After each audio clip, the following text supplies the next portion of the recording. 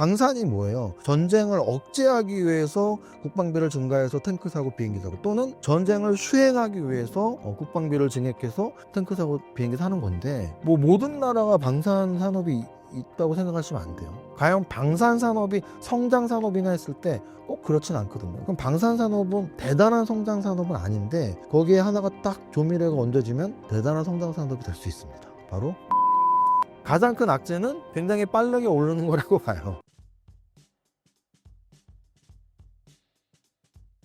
최근 방산주 근황에 대해서 설명 부탁드립니다. 방산주는 아까 뭐 우리나라 증시를 이끌었다고 해도 과언이라고 말씀을 드렸는데요. 그 이유는 정말 중장기적으로 보면 3년 내내 올랐고요. 단기적으로 봐도 1년 정도는 계속 올랐어요. 심지어는 올해 1월부터 지금 6월 거의 말 다 됐으니까 6개월 됐잖아요. 6개월 동안 현대로템은 지금 거의 2.5배 올랐어요. 2배 이상 올랐어요. 3배가 올랐죠, 3배. 그러면은 도대체 왜 방산주 이렇게 많이 오르냐? 대내외적인 그리고 국내적인 이야기로 나눌 수가 있습니다. 일단 국외적인 건 뭐 사실 좋은 얘기는 아니에요. 저는 전쟁을 싫어하는 건 당연하고, 전쟁 좋아하는 사람이 어디 있겠습니까? 그래서 전쟁을 싫어하는 건 당연하고 저는 무섭기까지 하는데요. 왜냐하면 저는 어렸을 때부터 국립연충원을 보온 가족이라서요. 그 국립연충원에 가면은 정말 무수한 묘비가, 동서남북으로 무수한 묘비가 있고요. 현충탑이라고 하는 무명농사의 탑 안에 들어가면 까만 대리석에 하얀 이름 세자밖에 없습니다. 시신을 못 찾은 호국 영령들이 이름만 적혀 있는 거거든요. 그래서 저는 어렸을 때부터 거길 다녀왔고, 그냥 전쟁 나면 다 저렇게 민간인도 죽고 군인도 죽고 참 슬픈 일이구나 라는 생각을 하는데, 그럼에도 불구하고 어쨌든 우리는 지금 전쟁에 굉장히 둔감한 시기를 살고 있어요. 왜냐하면 뉴스에서 너무 오랫동안 전쟁 이야기를 듣고 있잖아요. 지금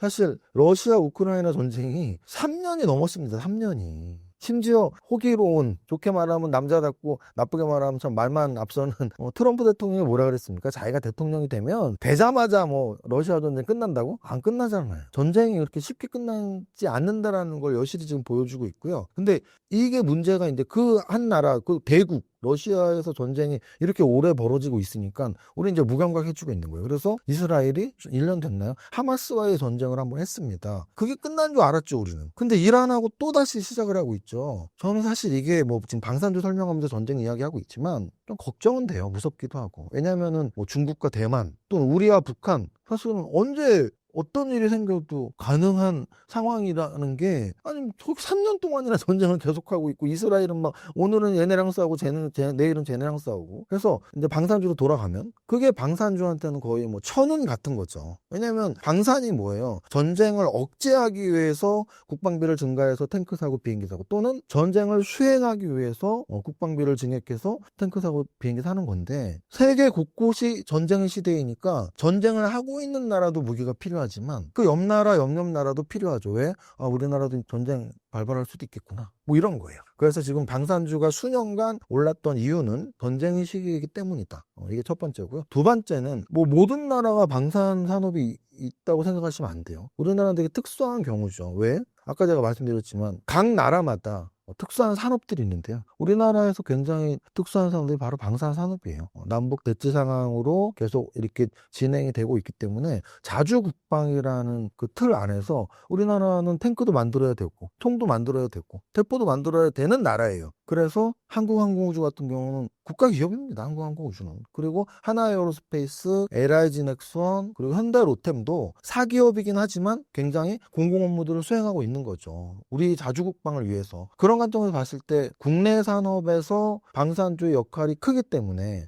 일단 매출은 기본적으로 나오는 매출이 있다는 얘기죠. 탱크도 필요하고 총도 필요하기 때문에 국내 산업 자체에서의 방산주의 역할이 있는데, 그 기술력과 그동안의 노하우 같은 게 지금 전쟁 시기 3년 동안 많은 수출 계약으로 나오는 거죠. 막상 탱크 살려고 그랬더니 너 한국 거 살래, 총 살려고 그랬더니 한국 거 살래. 그래서 방산 산업이 여태까지 과거에는 이 정도 주가 상승이 있었던 적이 한 번도 없어요. 아까도 말씀드렸지만 시총 탑10에 어떤 업종이 들어간다는 게 굉장히 그 업종은 커지고 있구나라고 우리가 인식하면 되는데, 하나에어로스페이스가 시총 5위까지 올라갔다는 것 자체가 방산 산업이 굉장히 커졌다는 말씀을 드리고요. 여기에서 저는 이제 제가 원래 소위 말하는 굴뚝주 단순 제조업체를 주식 투자자로서는 그렇게 좋아하지 않아요. 왜냐하면 저는 주식은 현재의 실적도 중요하지만 미래에 보이지 않는 실적이 좀 더 저는 중요하다고 보거든요. 왜냐하면 현재의 실적은 이미 주가에 거의 다 반영이 됐거든요. 그 앞으로의 실적, 앞으로의 가능성, 그것들이 주가에 이제 영향을 미쳐야 되는데, 그래서 그런 것들을 저는 성장주라고 불러요. 그러면 과연 방산산업이 성장산업이냐 했을 때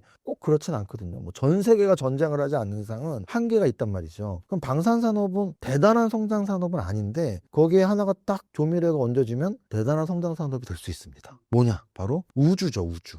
그래서 스페이스 X의 움직임, 미국의 우주항공 산업의 움직임들이 굉장히 중요하고요. 거기에 발맞춰서 우리나라도 우주항공청이라는 청이 생길 정도로 글로벌하게 지금 우주의 시대를 준비하고 있다. 근데 우리나라도 방산산업이 무기만 만드는 방산산업을 넘어서서 우주로 가는 방산산업, 우주항공산업으로까지 연결이 된다면 우리나라 중추산업이 될 수 있죠. 방산산업은 굉장히 주의 깊게 봐야 되는 산업이면서 지금까지 주가가 많이 올랐다. 그러면은 이제 주식 투자자 입장에서는 이렇게 10배, 20배 올랐는데 여기서 더 가냐 덜 가냐의 궁금증이 있을 거란 말이죠. 사실 그건 정답은 없습니다. 정답은 없는데 두 가지로 구분해서 말씀드리고 싶어요. 추세 매매자들은 사실은 방산이 현대로템 아직도 올라갔거든요. 아직도 신고가예요. 역사적 신고가. 그 얘기는 내려탈 필요는 없는 거예요. 추세 매매 입장에서는 갖고 있는 사람들 갖고 있고 사고 싶으면 사도 돼요. 왜? 계속 올라가니까. 그 언제 끝나냐면 사실은 오늘까지 역사적 신고가를 치고 있는데 얘는 지금부터 10%만 더 오르면 끝나. 또는 얘는 이틀 지나면 꼭지야.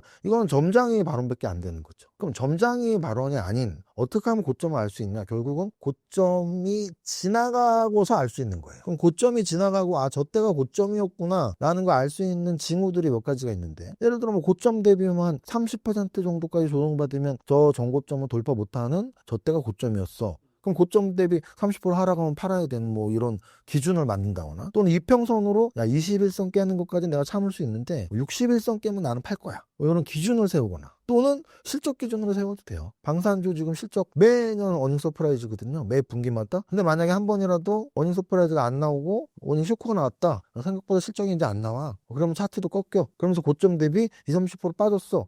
그때 저 때가 고점이었구나.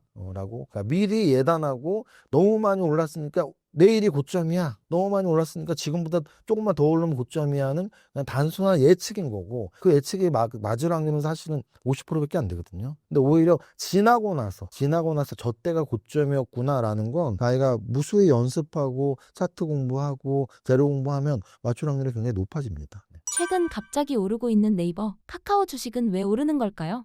이것도 이제 그럼 차트적인 관점이랑 재료적인 관점 또는 실적적인 관점, 이렇게 세 가지로 나눠서 삼박자 투자법 관점으로 말씀을 드리면, 일단은 차트는 네이버도 그렇고 카카오도 그렇고 코로나 이후에 그냥 쭉 빠져서 바닥권에 있었던, 거의 삼성전자 차트 같은 거예요. 코로나 이후에 완전 고점을 찍고 쭉 빠져서 그냥 바닥에서 움직임이 없었던. 그럼 이런 차트는 우리가 어떻게 표현하냐면 언제 갈 줄 몰라. 근데 만약에 움직이면 주목을 해야 돼. 이 정도로 보시면 되는 차트들이고요. 재무제표로 본다면 나쁘지 않았어요.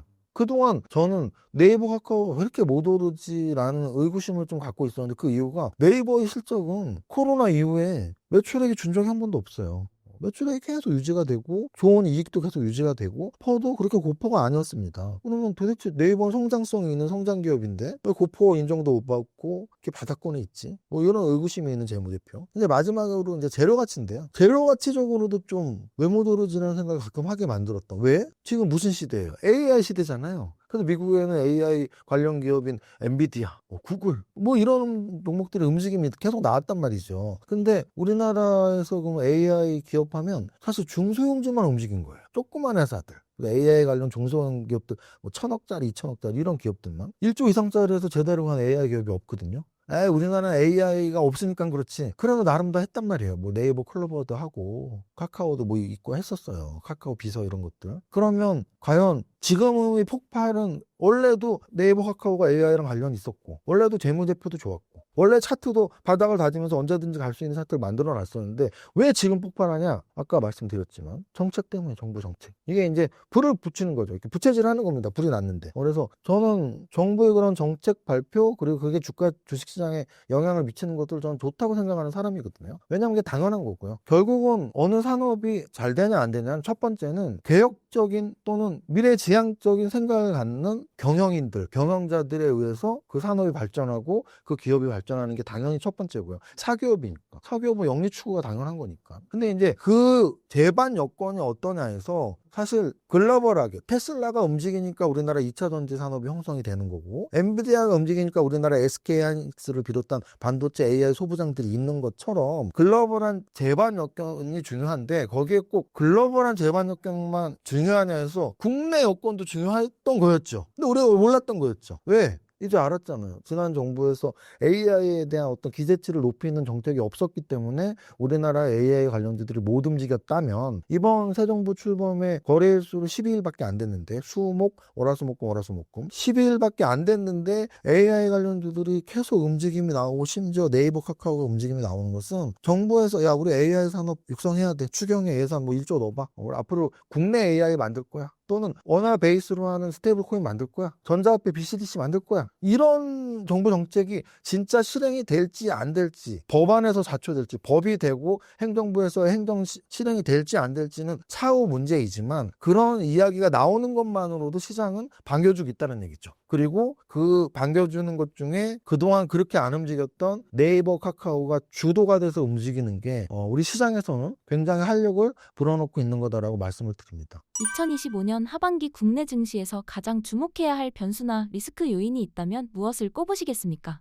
변수는 결국 이런 거예요. 우리나라의 호재로서 다른 나라보다 좀 더 많이 올랐다고는 했지만 역시 미국이 중심이된 글로벌 증시 자체도 V자형 반등이 나왔다는 얘기는 글로벌 분위기가 나쁘지 않았다는 얘기인데 거기에 또 찬물을 끼얹는 것들이 나올 수 있다는 얘기고 가장 크게 우린 두 가지만 조심하면 되겠죠. 글로벌 재료로는. 첫 번째는 결국은 트럼프예요. 트럼프가 뭐 말도 안 되는 또 어떤 정책이나 말도 안 되는 경제에 미치는 영향이 나오는 이런 악재들이 나올 수가 있기 때문에 특히 관세 쪽으로 특히 중국과의 관계 쪽으로 그래서 그걸 조심해야 되고요. 두 번째는 뭐 전쟁의 시기.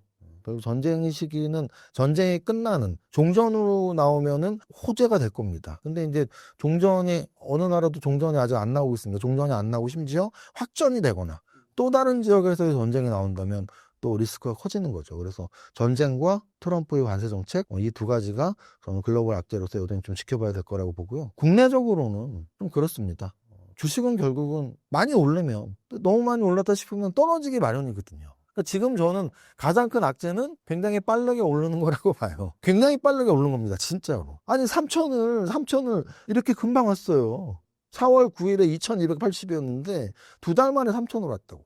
그러면은 30%를 상승을 하면 보통 우리가 자율 반등이라는 게 있거든요. 너무 많이 떨어지면 30% 반등, 너무 많이 오르면 30% 반락 이런 게 있어요. 그럼 지금 30% 이상 올랐단 말이에요. 그럼 사실은 10% 반락 나와도 자율 반락이에요. 자연스러운 반락이라는 뜻입니다. 왜?